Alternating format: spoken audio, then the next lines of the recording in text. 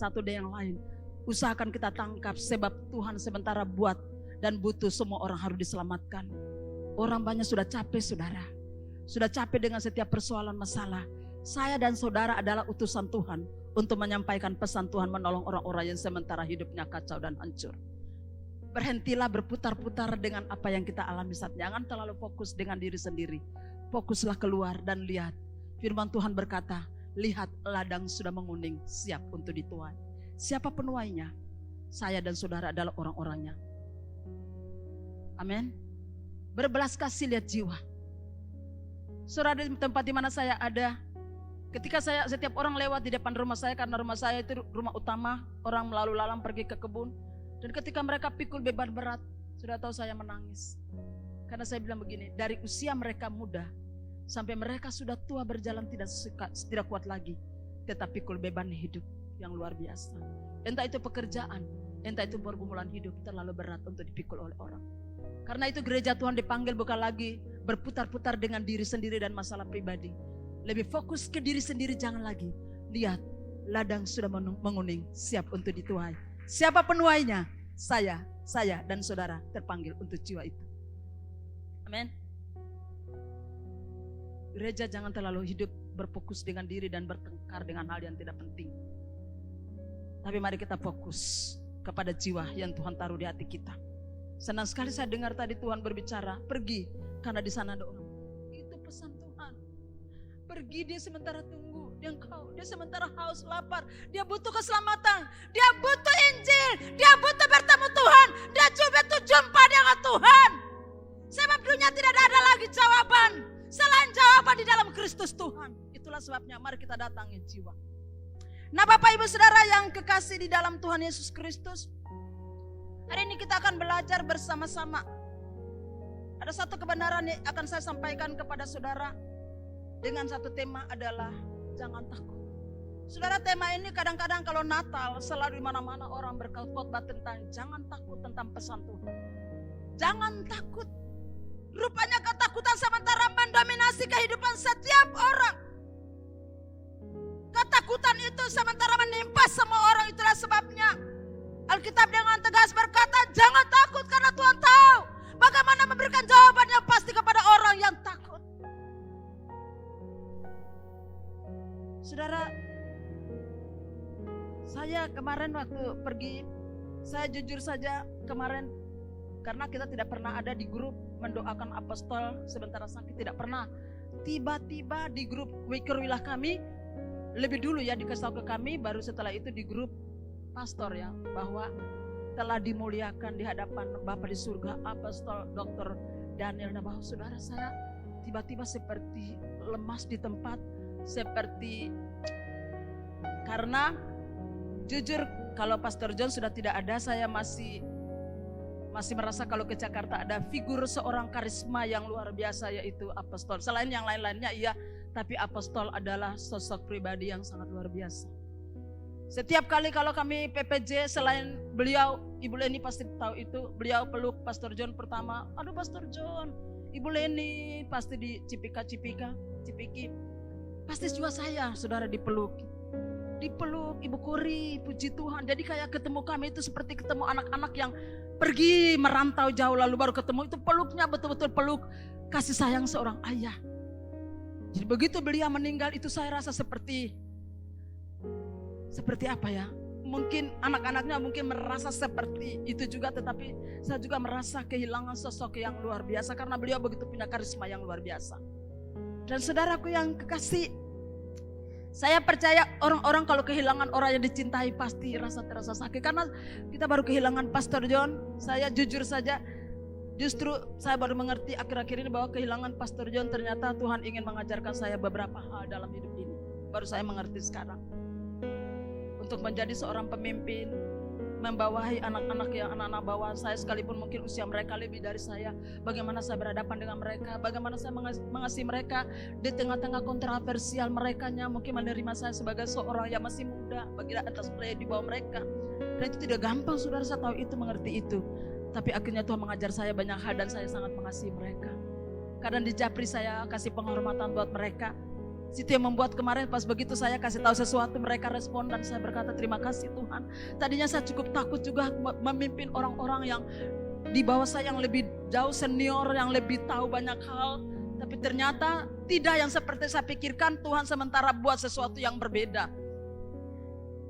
Setiap kali saya mau ambil satu keputusan selalu saya ingat Pastor John bilang begini. Selalu langsung tiba-tiba kayak untuk bicara. Kori. Itulah saya menangis sedih. Jangan urus don terlalu lebih Kori. Oke, saya langsung tenang. Sudah biarkan saja. Jangan terlalu urus dong lebih Kori. Doakan saja. Itu seperti dengan sekalian saya hati ini tenang. Dan saya bilang ya Tuhan kasih saya kemampuan. Kalau Tuhan pilih saya, Tuhan pasti tahu tolong saya. Amin. Nah Bapak Ibu Saudara yang kekasih, ketakutan itu selalu dikumandangkan rupanya sama orang takut. Itulah sebabnya firman Tuhan berkata di dalam Yesaya 41 ayat yang ke-10. Mari kita akan lihat bersama-sama. Yesaya 41 ayat yang ke-10. Janganlah takut sebab aku menyertai engkau. Janganlah bimbang sebab aku ini Allahmu. Aku akan meneguhkan engkau. Bahkan akan menolong engkau. Aku akan memegang engkau dengan tangan kananku yang membawa kemenangan. Yes. Amin. Saudara, waktu kami terbang ke sana, waktu terbang tidak masalah, pulang itu pesawat mengalami goncang, tiba-tiba seperti jatuh.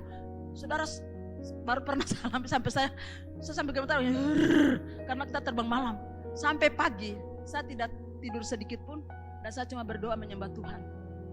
Baru iblis tekan begini, selesai hidupmu, tinggal nama dan anakmu seorang diri. Saya ketakutan saudara, secara pribadi, tapi saya menyala sampai pagi. Saya percaya, saya bilang begini, Tuhan, saya tahu engkau ada dengan saya. Dan engkau tidak menentukan saya mati di pesawat ini. Amin. Engkau tidak menentukan, saudara dengar, Tuhan tidak akan menentukan saudara dan saya mati sia-sia. Amin. Kalaupun Tuhan panggil pulang, Tuhan panggil pula dalam kehormatannya Tuhan. Makanya kita tahan semua kekuatan dunia, kita perangi. Sekarang saya lagi membangun doa untuk mempertahankan Indonesia, mempertahankan Maluku dari hukuman Tuhan yang berlaku. Kita lepaskan setiap kutuk perjanjian darah yang orang mati sia-sia hidupnya kacau. Kita berdoa, kita lagi perangi kekuatan-kekuatan. Di setiap basis-basis saya pimpin kita, mari kita doakan, kita tebas dengan ada satu kain yang memang didoakan khusus, kita lepaskan. Bahkan perjanjian apapun yang pernah dilakukan di tempat ini, aku batalkan kuasanya tidak berlaku. Setiap kali kita deklarasikan doa untuk orang-orang yang membutuhkan doa kita seperti tadi, kita percaya bahwa kuasa supranatural itu akan mengalir buat setiap kita. Jadi jangan pernah takut saudara, amin. Nah Bapak Ibu Saudara yang kekasih di dalam Tuhan Yesus Kristus, firman Tuhan itu ya dan amin. Ada 6 alasan mengapa kita tidak boleh takut dan tidak boleh bimbang. Yang pertama, karena Tuhan menyertai kita.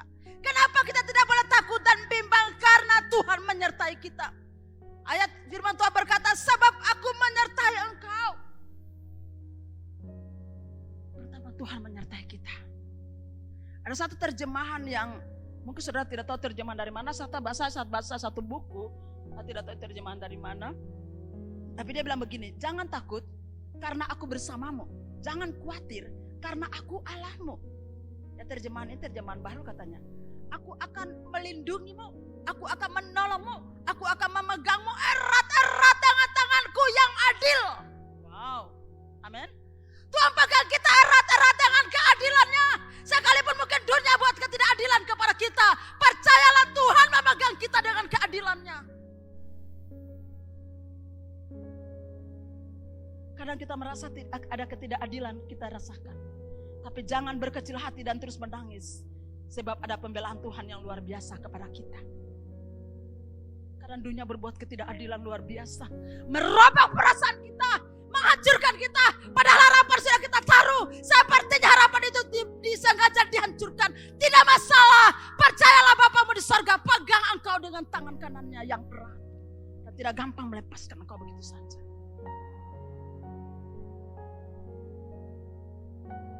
Aku akan melindungimu. Aku akan menolongmu. Aku akan memegangmu. Saudara bayangkan Tuhan akan melindungi. Tuhan akan menolongmu.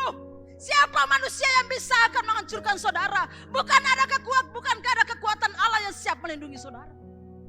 Kitanya saja yang kadang-kadang merasa seperti berjalan sendiri. Kitanya saja yang rasa-rasanya seperti tidak ada orang yang bisa menolong kita.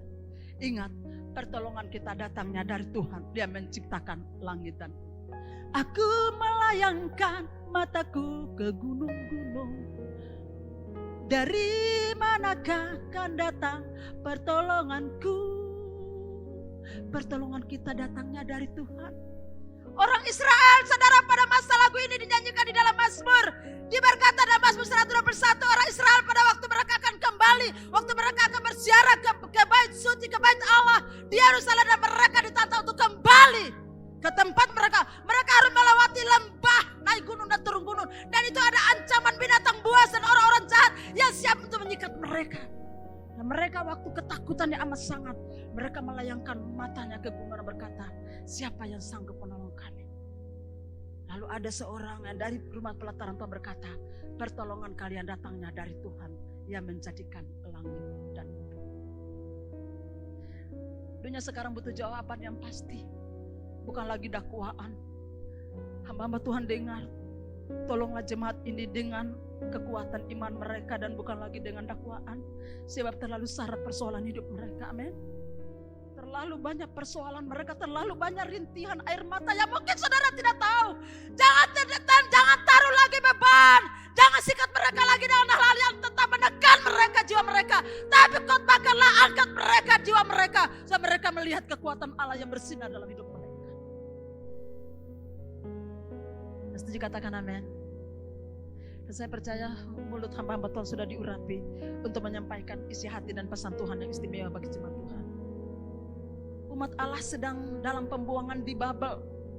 Dan karena itu mereka terus berdoa. Ini ayat ini, konteks ini berbicara tentang umat Tuhan, umat Allah, orang Israel sementara berada dalam pembuangan di Babel. Dan karena itu mereka terus berdoa minta pertolongan Tuhan untuk membebaskan mereka. Yesaya telah bernubuatkan bahwa Tuhan akan menolong umat dan mengirim seorang penolong dari timur. Dia adalah Raja Koresi dari Persia pada tahun 559 sampai 530 sebelum Masehi. Dan nubuatan itu terjadi 150 tahun sebelum kelahiran Raja Koresi. Raja inilah yang kemudian membebaskan umat Israel dari tangan orang Babel, dari tangan Raja Babel, yaitu Nabukadnezar. Saudara, berada dalam satu pembuangan itu sesuatu yang tidak enak. Berada dalam satu pembuangan itu adalah sesuatu tekanan yang luar biasa. Dan mereka memohon kepada Tuhan, tolong kami Tuhan. Saudara, hanya mereka yang mau tetap berpegang teguh pada janji Tuhan, maka mereka akan mengalami ketenangan di dalam menghadapi segala keadaan. Sekali lagi saya berkata, hanya mereka yang mau tetap berpegang teguh pada janji-janji Tuhan, maka mereka akan mengalami yang namanya ketenangan dalam menghadapi segala keadaan. Amin.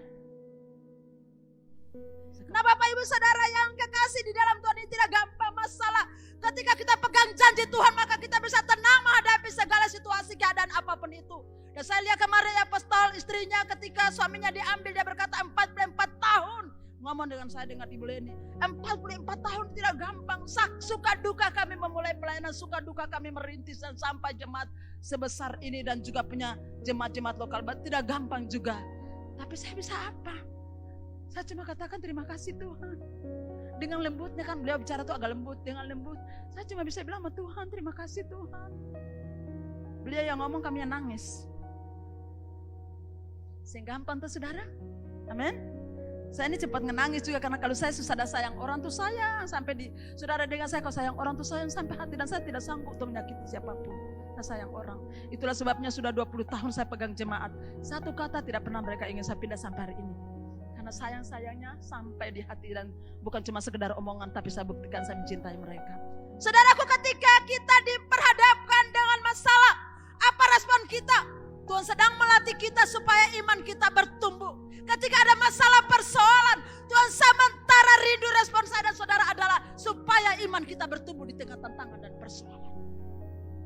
Persoalan banyak. Sekarang saya ingin saudara jangan fokus dengan masalah.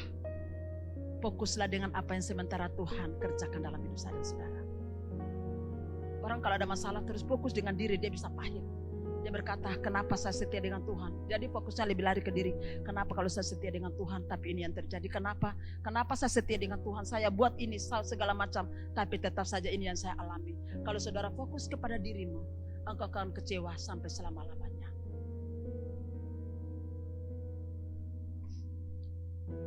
Satu hal yang saya pelajari dalam diri saya sendiri begini. Suatu ketika masalah menimpa saya dan selalu saya bilang ke diri saya sendiri, yang salah itu kamu, karena kamu ambil keputusan itu. Sehingga saya pahit dengan siapapun tidak akan pernah. Satu ketika ponakan saya pulang dengan membawa satu masalah dalam hidupnya, dan saya pelangkul dia, peluk dia. Sempat saya marah, saya tidak suka dia sama sekali, saya tidak hiraukan dia, saya marah. Pasti dia menyaksikan ini, kau dengar baik-baik, waktu itu saya marah, saya tidak suka dengan dia. Dan setiap kali saya khotbah di sini, keluarga saya nonton. Marah dengan dia, saya tidak peduli dengan dia, saya tidur di kamar, saya tidak suka sekali. Tapi saya tidak mampu menolak dia, karena kalau saya tolak dia, siapa yang tolong dia? Saya tidak suka memang caranya, saya tidak suka kejatuhan itu, saya tidak suka, saya benci sekali kejatuhan itu. Tapi Roh Kudus bicara begini, kalau kamu buang dia, maka dia lebih hancur. Rangkul dia. Saudara, saya bilang, Tuhan, tapi saya belum mampu, Tuhan. Saya terlalu banyak yang saya habis hanya untuk dia, fokus buat dia, Tuhan. Saya tidak kuat, Tuhan, saya tidak mampu untuk terima itu dulu, Tuhan. Tapi Tuhan bilang, kamu bangkit, kamu peluk dia, karena dia juga hancur.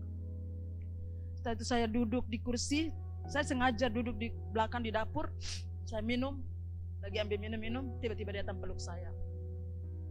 Dan dia lihat saya bagaimana saya menolak kehadirannya. Dan dia peluk saya, kaki saya. Dan saya bilang, kamu tahu kenapa saya marah, kenapa saya benci? Saya tidak benci kamu, tapi saya benci perbuatanmu. Kenapa saya marah? Kenapa saya benci kejatuhanmu? Karena itu menyakitkan mamamu sendiri. Menyakitkan dirimu dan juga menyakiti hati mamamu. Yang kedua, sama bilang, karena saya orang yang habis-habisan buat kamu. Kamu tidak tahu waktu saya tolong kamu, saya juga kekurangan yang sangat amat luar biasa. Hanya Tuhan yang kasih taruh hati saya bagaimana saya tolong kamu masa itu. Walaupun saya sendiri jujur, masa itu saya harus biayai 3 orang. Saudara, saya gajinya sudah pokoknya di bawah standar sama sekali. Tapi saya harus biayai ponakan saya 3 kuliah, 1 dia ambil perfilmannya berkestin di Jakarta, di Mercu Buana. Yang satunya diambil hamba Tuhan, yang satunya dia kuliah di Manado. Dan 3 orang ini kalau pas minta uang dari orang tuanya, kan mereka semua tidak mampu. Yang di keluarga yang jadi cuma saya sendiri. Bayangkan saya harus bagaimana caranya untuk bisa menolong mereka. Saya bilang, tahu, kamu tahu kan? Iya, saya tahu. Dan itu sakit, saya tahu. Bunda sakit, dia peluk saya, dia minta, Bunda beta minta ampun. Beta berjanji tidak lagi, Bunda. Beta minta ampun, Bunda, beta tahu beta salah. Saya beta bilang, bangkit. Karena Tuhan punya tujuan dengan kamu. Hari ini saya memang sakit karena kamu gagal. Tapi saya percaya kalau kamu bangkit, maka kamu bisa sembuhkan sakitnya saya. Amin. Shalom. Kita tidak bisa marah dengan orang terlalu lama, saudara. Saudara, ketika kita berhadapan dengan masalah, Tuhan sedang melatih kita supaya iman kita bertumbuh. Jangan biarkan ketakutan menguasai hidup kita. Karena ketika kita membiarkannya, iman kita akan semakin pasif dan tidak akan bisa bertumbuh. Kalau saudara tetap membiarkan ketakutan itu menguasai saudara, maka iman saudara menjadi iman yang semakin pasif dan tidak akan bertumbuh di hadapan Tuhan. Ketakutan berlebih-lebih itu kan berbahaya. Iman kita harus bertumbuh seiring dengan persoalan dan masalah yang kita hadapi. Amin. Iman kita harus bertumbuh, saudara. Dengan kedewasaan kita dalam menghadapi masalah. Tuhan mau supaya kita dewasa ketika ada masalah. Kita harus semakin dewasa di dalam Tuhan. Pertanyaan saya, pernahkah saudara merasa takut? Pernahkah, pertanyaan ini akan saya lemparkan kepada saudara, pernahkah engkau merasa takut? Takut apa saja? Mungkin jawabannya pernah. Ketakutan muncul karena kadang-kadang kita kurang percaya atau sama sekali tidak percaya. Apalagi bisa dimuatkan seperti tadi, itu irisiko loh, saudara. Saudara, saya pernah juga dulu bernubuat. Waktu seorang anak jemaat saya sakit. Lalu tiba-tiba saya berdoa. Lalu ada satu suara yang saya tidak boleh sebut namanya, tidak baik. Tulisan, ibu ini pasti tahu ceritanya. Tulisan nama anak orang itu tiba-tiba. Terus tiba-tiba saya lihat itu kayak sebatang kangkung itu semuanya sudah kuning.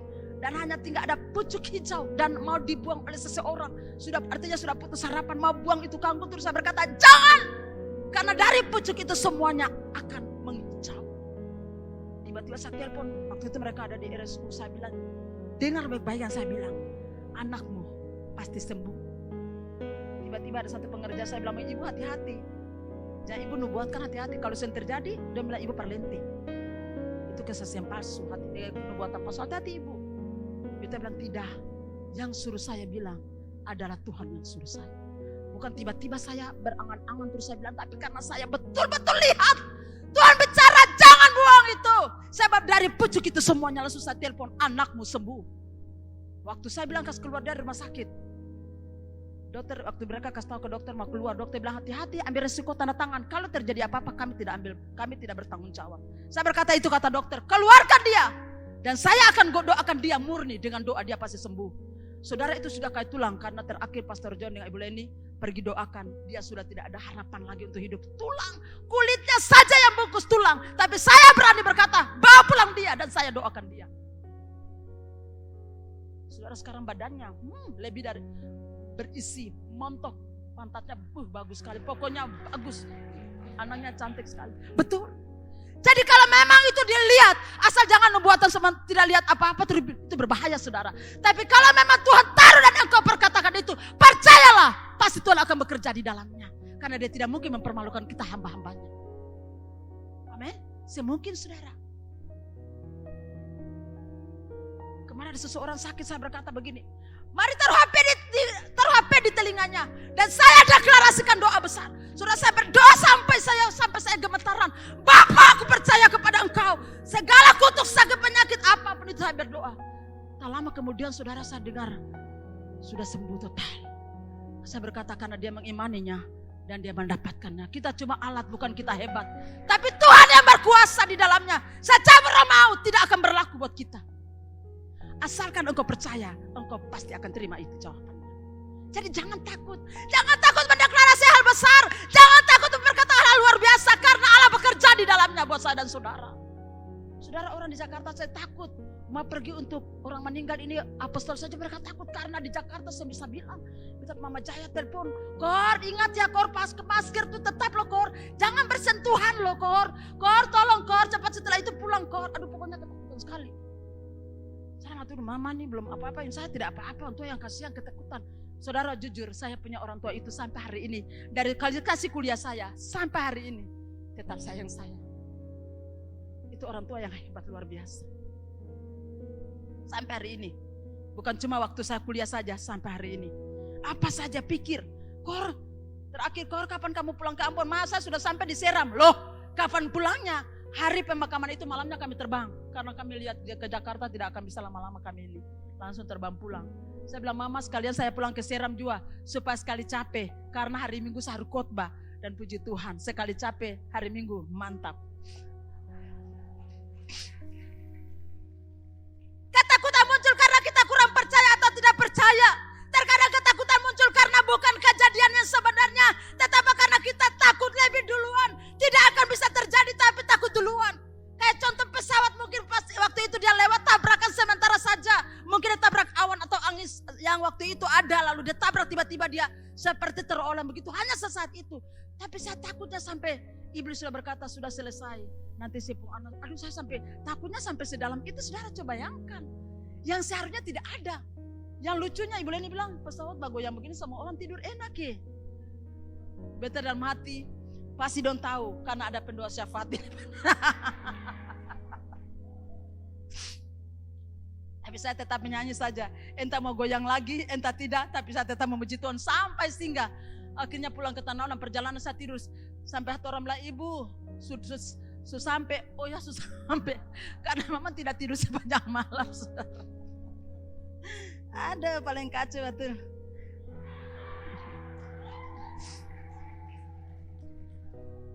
Artinya kita terlalu takut berlebihan. Saudara mungkin juga ada masalah dalam keluarga, goncangan. Sebenarnya tidak terjadi apa-apa, tetapi saudara takut terlalu berlebihan. Amin. Tidak ada apa-apa, tapi sudah mulai pikir, nih mayat nanti dapat akan di mana? Kan tidak seperti itu Tuhan. Amin. Iya, Iblis biasa dalam kondisi kita takut, biasanya iblis langsung menekan saudara. Iblis menekan. Nanti mayatmu itu entah dapat di mana, anakmu tidak akan lihat mayatmu. Saya itu dalam nama Yesus. Iblis roh jahat. Saya pikir dari beta tidak. Beta percaya ada perjanjian darah dengan anak domba sehingga ada perlindungan Tuhan yang sempurna. Tiba-tiba pesawat dia tenang. Walaupun tenang saat tetap memuji Tuhan sampai landing saudara. Amin. Pasti Tuhan bilang kori saya paling ancur ya.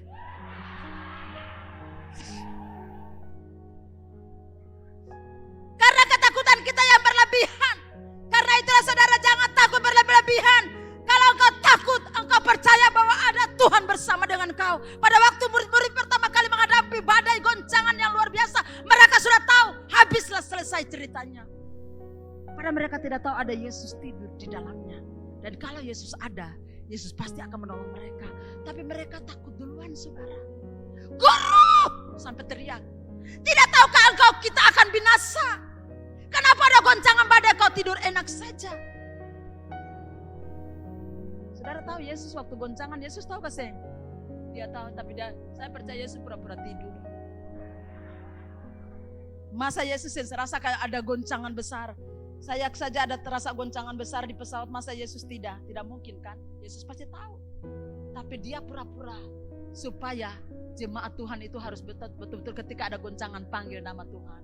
Hanya nama Yesus, hanya nama Yesus, hanya dalam namanya ku dapatkan kekuatan. Hanya dalam nama Yesus ada kekuatan yang baru, ada perlindungan yang sempurna. Jangan takut berlebihan. Entah usaha, entah masa depan anak-anakmu, percayalah Tuhan ada di sorga siap menolong kau.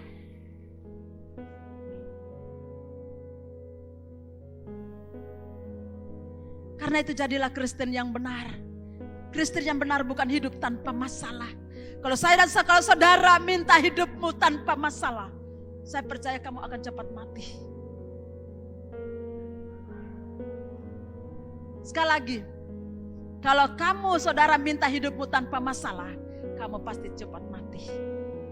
Justru masalah ada supaya kamu kuat. Amin. Masalah ada supaya kamu kuat. Supaya kamu lihat kekuatan Allah menolongmu. Jadi jaminan Tuhan karena beta pulaki di bertobat, Yesus kuat bertobat baik-baik satu. Hei, dia seperti itu engkau kuat di dalam Tuhan.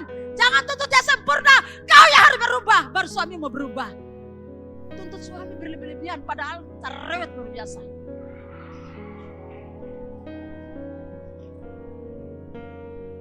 Tersinggung sedikit sama apa?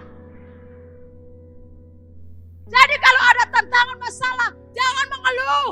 Ada masalah tantangan, jangan menangis. Karena di balik tantangan engkau akan kuat, imanmu akan kuat. Dan engkau akan menjadi seorang pejuang yang luar biasa. Jangan sedikit-sedikit cengeng. Gara-gara beta pun laki, beta menderita. Gara-gara dia ibu gembala. Gara-gara dia ibu beta sengsara. Tuhan proses hidupmu lewat suamimu, amin. Atau sebaliknya laki-laki. Ini Tuhan kasih jodoh, ini salah ke apa?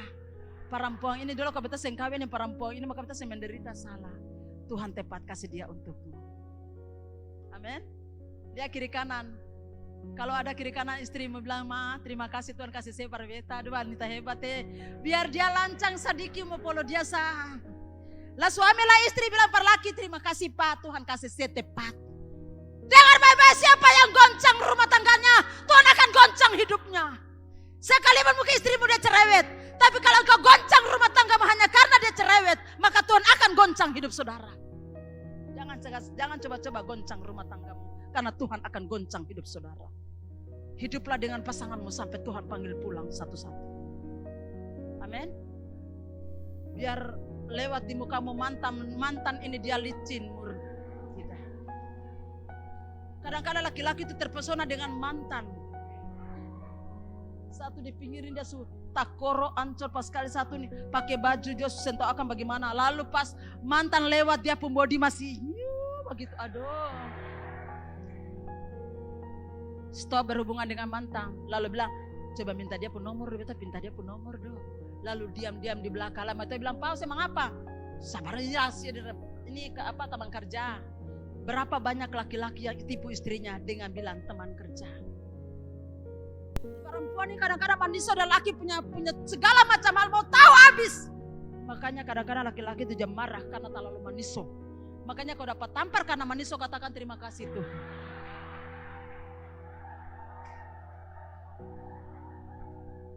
Dengar, laki kadang-kadang sebaik tapi istri-istri bikin doa emosi, jadi hati-hatilah. Jangan. Katanya jadi istri juga berhikmat. Amin. Kalau saudara minta hidupmu tanpa masalah, saya mau bilang kamu pasti akan cepat mati. Sama seperti tubuh kita terlalu bersih, maka sistem imun kita tidak akan pernah terlatih. Kita akan semakin mudah sakit. Tetapi jikalau imun, sistem kekebalan kita itu sudah terlatih, kita tidak akan gampang sakit. Amin. Saya kalau dulu duduk karena kaki ini terus mungkin saya tidak bisa jalan. Tapi saudara tahu saya tetap dorong jalan terus jalan. Saya tetap jalan. Memang untuk pulih sampai naik seperti dulu jalan cepat-cepat naik, tidak bisa, belum bisa. Tapi paling tidak sudah paling banyak saya sudah bisa berjalan normal dan seperti biasa. Tetapi untuk pulih juga masih proses waktu. Apakah Tuhan tidak bisa tolong? Tetap Tuhan tolong. Tapi Tuhan latih saya untuk belajar sabar. Bilang kenapa beta berdoa pak orang sembuh lah, beta sendiri sembuh. Siapa yang ajar saudara begitu? Tidak boleh. Amin. Itu yang pertama saudara, yang pertama. Lalu saudaraku yang kekasih, bagian yang kedua. Kenapa kita tidak boleh takut dan bimbang? Yang kedua, karena kita mempunyai Allah. Sebab Allah itu Allahmu. Tuhan adalah Allah kita. Saudara dengar yang kedua, kenapa kita tidak boleh takut dan bimbang? Karena kita mempunyai Allah. Yesaya 41 ayat yang ke-13. Sebab aku ini Tuhan Allahmu memegang engkau dengan tangan kananmu. Dan berkata, jangan takut, akulah yang akan menolong kau. Dia berkata bahwa dia memperkenalkan diri sebagai Allah. Allah yang ada sejak semula, Kejadian 1 ayat 1. Orang yang memilih untuk tidak bergaul. Orang yang memilih untuk tidak mengenal Allah secara pribadi. Itulah sangat bodoh orang itu.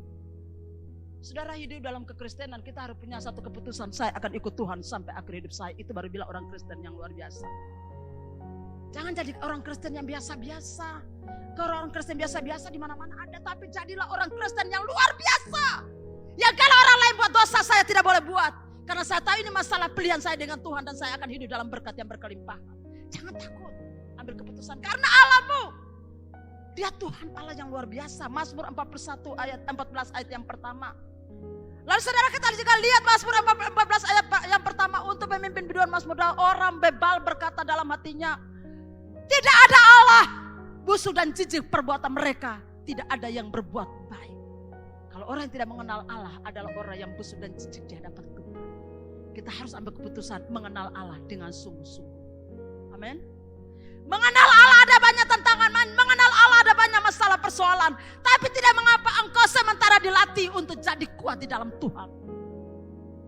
Seperti ada orang khotbah, saya pernah dengar satu khotbah Raja Wali. Ketika dia melahirkan anak-anaknya, menetaskan anak-anaknya. Saudara, dia pertama kali dia goncang-gancing akan sarang itu. Pertama dia goncang sampai sebelah hancur. Lalu anak-anaknya kena tiupan angin yang kuat. Setelah itu lagi dia prosesnya berikutnya akan goncang sampai sarang itu hancur. Dan anak-anaknya jatuh ke bumi. Waktu anak-anak teriak, sang induknya langsung turun melayang. Langsung dia menopang anak-anak di bawah kepak sayap. Ketika ada masalah sepertinya Tuhan meninggalkan kita, tapi tidak. Dia akan turun ke bawah dan akan menolong kita naik. Jadi jangan pernah engkau merasa sendiri. Tangan Tuhan siap untuk menolong engkau. Amin saudara. Karena dia Allah. Sifat dan karakternya, Allah itu tidak terbatas. 1 Timotius 1 ayat 17. Tak terbandingkan. Nanti saudara akan lihat ayat-ayat ini ya. Nanti saudara akan baca saja. Tidak terbandingkan 2 Samuel 1 7 ayat yang ke-22. Tidak berubah Allah kita itu. Malaki pasal 3 ayat 6. Allah ada di setiap tempat bagi kita. Mazmur 139 ayat 7 sampai 12. Allah juga mengetahui segala sesuatu. Dia maha tahu. Mazmur pasal 11 ayat yang ke-21. Lalu Allah kita yang terakhir, dia memiliki otoritas tertinggi. Wahyu 19 ayat yang ke-6. Dia punya otoritas yang tertinggi atas hidup kita. Kalau Allah punya otoritas yang luar biasa, siapa yang kita takuti di muka bumi ini? Tidak ada seorang pun yang bisa mengancam saudara. Siapapun dia, dengar bahasa saya bilang baik-baik. Siapapun dia mengancam saudara, jangan takut, sebab ada tangan Tuhan menolong kau dan melepaskan engkau. Manusia siapa hebat di dunia ini bisa mengancam kita? Bukankah firman Tuhan berkata satu sehelai rambutmu jatuh di muka bumi ini juga atas kehendak Tuhan. Jadi kalau engkau sungguh-sungguh dengan Tuhan, apa yang kau takuti? Tidak perlu takut karena Tuhan pembela engkau. Amin. Jangan takut. Itu yang kedua saudara. Lalu yang ketiga kenapa? Ketika ada ketakutan, kita tidak boleh takut dan bimbang. Yang ketiga adalah karena Tuhan meneguhkan kita. Dikatakan aku akan meneguhkan engkau. Apapun masalah, seberat apapun keadaannya, jangan pernah tukar pengharapan saudara di dalam Kristus dengan apapun yang dunia tawarkan kepada kita. Sekali pada masalah dunia bilang, contoh saja berdoa sakit yang kuat sembuh-sembuh. Lalu dia bilang begini, pidi tante itu boleh untuk jago atau om itu jago.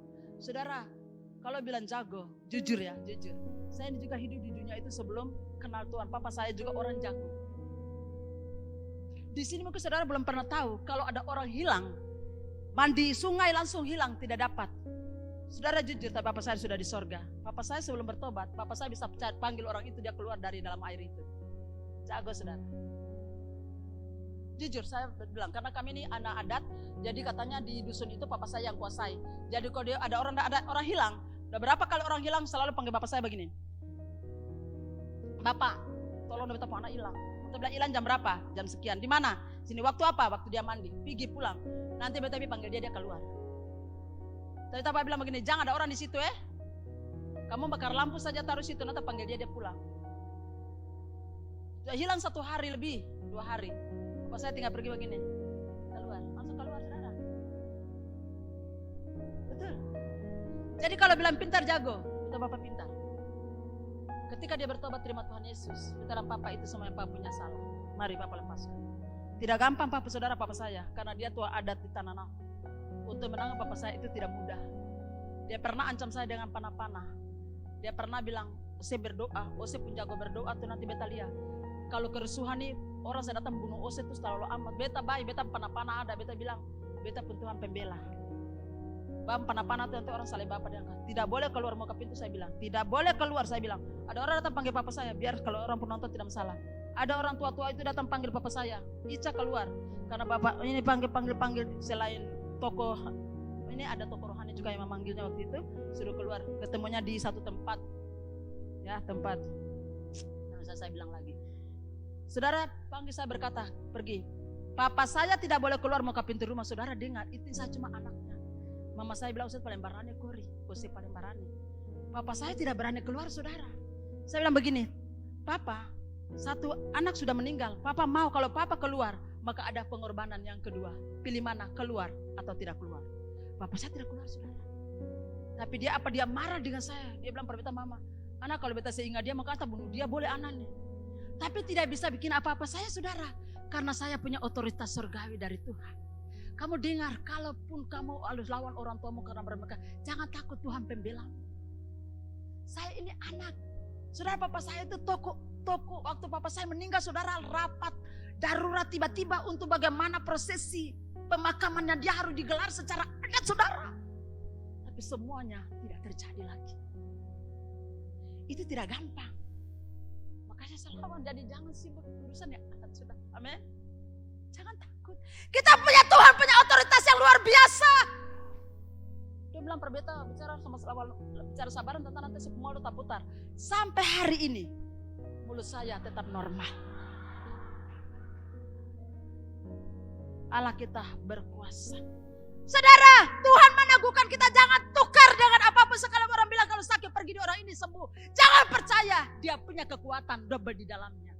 Yang dia akan bikin, tetapi satu ketika ada harus tumbal untuk saudara. Entah itu nanti hartamu, entah itu anakmu atau siapapun, tunggu bom waktu untuk itu terjadi. Jadi jangan saudara, amin. Shalom. Ini terjadi, ini benar.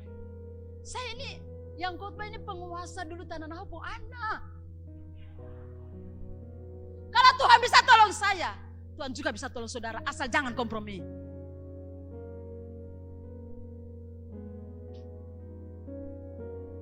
Banyak orang menjadi putus asa dan menyerah dengan penderitaan karena merasa sendirian menjalaninya. Yakinlah saudara tidak sendirian menjalani hidup ini. Ada tangan Tuhan yang menolongmu. Roma pasal 8, mari kita lihat sama-sama. Demikian juga Roh membantu kita dalam kelemahan kita. Sebab kita tidak tahu bagaimana sebenarnya harus berdoa. Tetapi Roh sendiri berdoa untuk kita kepada Allah dengan keluhan-keluhan yang tidak terucapkan. Roh yang akan membantu kita tidak tahu bagaimana berdoa. Tapi percaya ketika engkau berdiri di hadapan Tuhan, Tuhan yang akan tetap membela. Engkau tidak sendirian. Mungkin orang-orang yang engkau figuri selama ini mungkin meninggalkan engkau. Mungkin engkau merasa ditinggal pergi di mereka sendiri. Mungkin engkau merasa mereka tidak memperdulikanmu. Percayalah, Tuhan Bapamu di sorga memperhatikanmu dan sanggup mengangkat persoalan itu. Apapun itu persoalanmu, Dia sanggup menolong engkau. Kemarin ada seorang saudara saya mau melahirkan dengan susah payah. Dokter sudah memvonis begini, saya berkata mari kita berdoa. Dokter itu manusia biasa.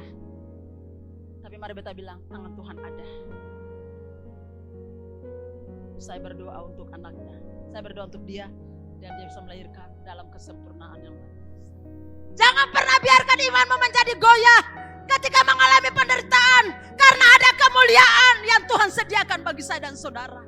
Dengar sekali lagi, jangan pernah biarkan imanmu menjadi goyah ketika mengalami penderitaan. Karena ada kemuliaan Tuhan disediakan kepadamu. Amin. Kasih nama anak tuh bagus-bagus kah? Kasih nama dia tuh Carolina kah? Bagus tuh. Nonton film mana? Kasih nama anak Iko itu. Nonton film India, kasih nama anak Rohit. Betapun saudara satu, jujur betapun saudara satu kasih nama anak Rohit. Waktu pertama kali kasih nama itu Rohit, tapi saudara belum dalam. Kasih nama Rohit, saudara tahu dada saya begini. Karena saya tahu Rohit itu latar belakangnya dia hidup dengan ular. Mereka kan punya dewanya ular kobra. Dan saudara tahu akhir hidup ponakan saya itu dipatuk ketika dia mulai 9 tahun. Seusia sama dengan Evelyn. Usia 9 tahun dipatuk oleh ular dan mati dipatuk ular. Ular berbisa itu. Kasih nama anak ada pengaruhnya, amin. Panggil pendeta lalu misalnya sudah dua sepakat kasih nama apa, dikuduskanlah nama itu supaya anak kita bertumbuh dalam kemuliaan Tuhan, amin. Jangan bangga di akal di mana-mana baca nama besarkan dada.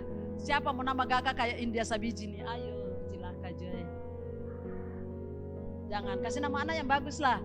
Saya sebelum saya kasih nama ini anak saya lahir Evelyn, saya yang kasih nama dia. Saya baca sebuah buku, ada seorang wanita hebat yang berdoa. Wanita yang ulet berdoa dan punya hidup yang luar biasa pribadinya. Dan waktu saya baca buku ini saya terinspirasi dengan bukunya. Dan saya kasih nama anak saya Evelyn. Dan itu pengaruh nama buat dia tenang. Buat juga pengaruh nama itu sangat berpengaruh buat anak-anak kita. Amin.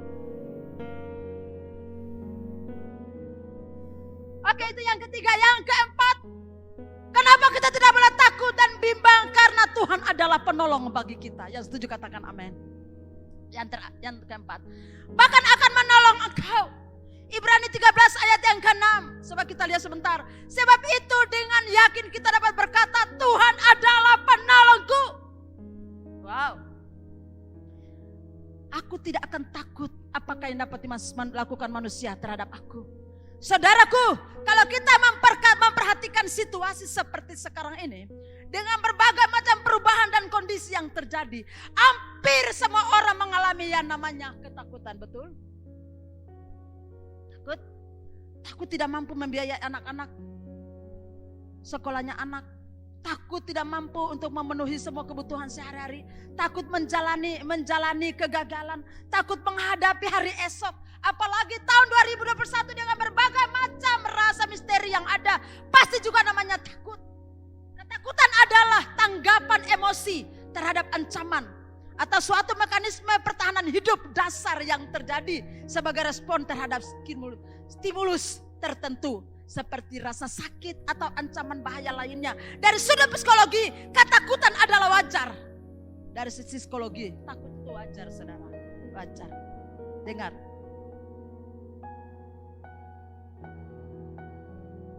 Salah satu emosi dasar manusia selain bahagia, sedih, marah adalah juga takut. Namun ketakutan akan menjadi masalah besar kalau dibiarkan berlarut-larut atau berkepanjangan. Takut boleh, tapi tidak boleh berlarut-larut dan berkepanjangan. Amin. Tidak boleh berkepanjangan saudara takut. Karena ketika kita terus dikuasai olehnya, oleh ketakutan, sukacita, damai sejahtera kita akan dirampas. Karena takut itu dirampas, ketenangan saudara akan dirampas karena ketakutan. Takut nanti kalau suami pergi kantor dia selingkuh, ya apa yang kau takuti itu yang terjadi. Takut suami pekerjaan nanti ada wanita lain duduk di dia pun samping labetan duduk di mana lagi. Saudara duduk dia leher nih. Kalau Tuhan sudah kasih saudara teman hidup, dia dengar firman Allah, percayalah Tuhan lindungi dia. Kalau dia macam-macam Tuhan sentil dia. Tapi saudara, jadi begini hidup ini santai. Yang bikin masalah itu adalah diri kita sendiri. Yang takut berlebih-lebihan padahal tidak ada sesuatu yang terjadi. Kita lebih dulu ketakutan. Ingat tidak boleh takut berlebih-lebihan. Wanita-wanita anak-anak muda, takut pacarmu diambil. Aduh kalau engkau jadi wanita terhormat dan takut. Balari kiri kanan dia tetap pilih C saja. Amin. Biar apa perempuan yang cicor dia mandi ke sana kemari mandi. Tetap dia pilih C. Asal saya tenang. Tapi kalau saya terlalu mendidih, dia tinggal saya diambil yang tenang-tenang begitu.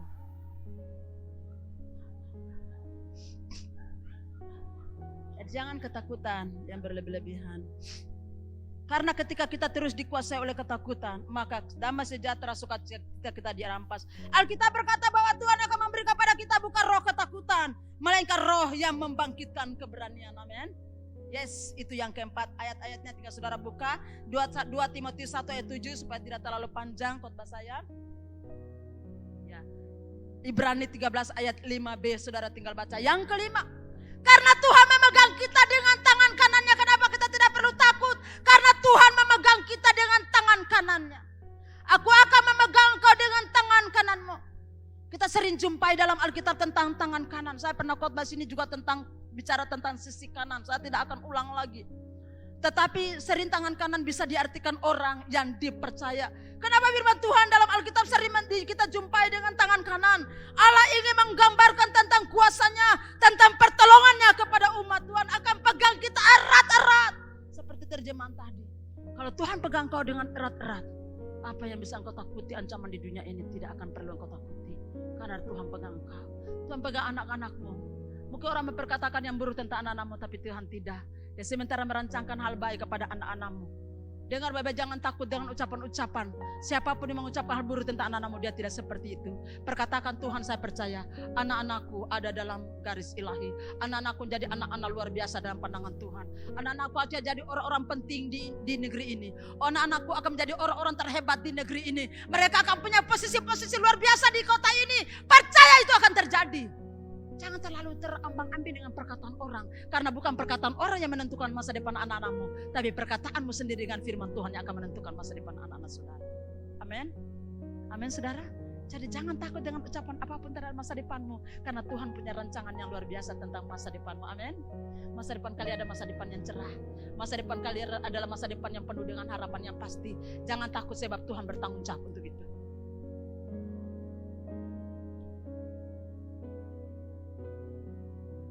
Saudara yang kekasih dalam Tuhan, ini hal penting yang perlu kita. Contohnya, mari kita akan nanti lihat sama-sama. Saudara bisa catat kalau engkau yang suka mencatat. Saya tidak akan baca, akan nanti panjang lebar. Mazmur 17 ayat 7, Mazmur 20 ayat 7, Mazmur 108 ayat 7, Mazmur 138 ayat 7, Mazmur 139 ayat 10, Ayub 40 ayat yang ke-9 menjelaskan. Mari kita baca ayat 49 dulu, ayat yang ke-10 yang terakhir. Maka aku pun akan memuji engkau karena tangan kananmu memberi engkau kemenangan. Maka aku pun akan memuji engkau karena tangan kananmu memberi engkau kemenangan. Tangan kanan Tuhan memberikan kepada kita kemenangan yang pasti. Kita tidak ditentukan jadi orang gagal, tapi kita ditentukan jadi orang sukses dan berhasil. Jangan takut apapun yang diucapkan kepadamu, karena Tuhan merancangkan semua yang terbaik. Yang keenam, yang terakhir, kenapa kita tidak boleh takut dan bimbang? Karena Tuhan membawa kepada kita kemenangan. Katakan kemenangan.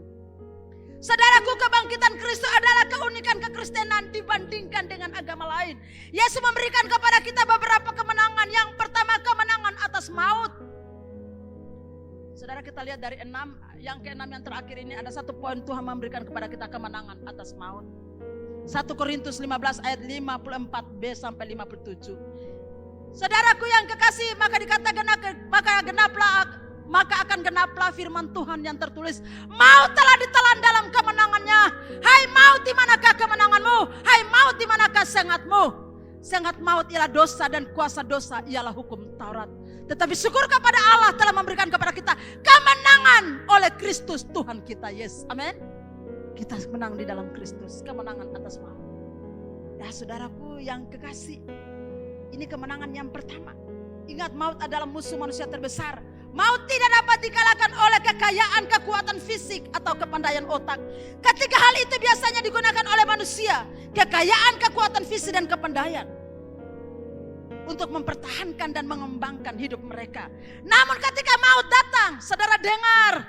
Ketika maut datang, kekayaan manusia tidak dapat menyuapnya. Kekuatan fisik tidak dapat mengalahkannya. Dan kekuatan kepandaian otak tidak dapat menaklukkannya. Kalau maut datang, siapa yang bisa lawan? Ketika maut datang, kekayaan manusia tidak dapat menyuapnya. Kekuatan fisik tidak dapat mengalahkannya. Dan kepandaian otak tidak dapat menaklukkannya. Sungguh maut merupakan musuh manusia yang paling menakutkan. Tetapi Tuhan Yesus sudah mengalahkannya di kayu salib karena saya dan saudara. Yang setuju katakan amin. Yang kedua, ini uraian dari poin yang ke-6. Kemenangan atas konsep diri yang salah.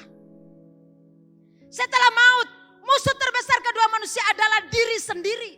Ini peperangan yang paling besar adalah diri sendiri.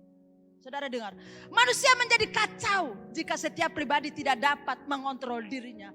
Saudara, orang yang suka membuat masalah dalam masyarakat atau gereja adalah orang yang mempunyai masalah di dalam dirinya sendiri yang belum diselesaikan. Mereka yang tidak mempunyai rasa aman di dalam diri akan mudah tersinggung dengan perkataan orang lain secara objektif, tidaklah menyerang mereka. Jadi orang bicara apa-apa sensitifnya luar biasa. Karena masalah dalam diri. Jadi kita harus menang atas konsep diri kita yang salah. Amin.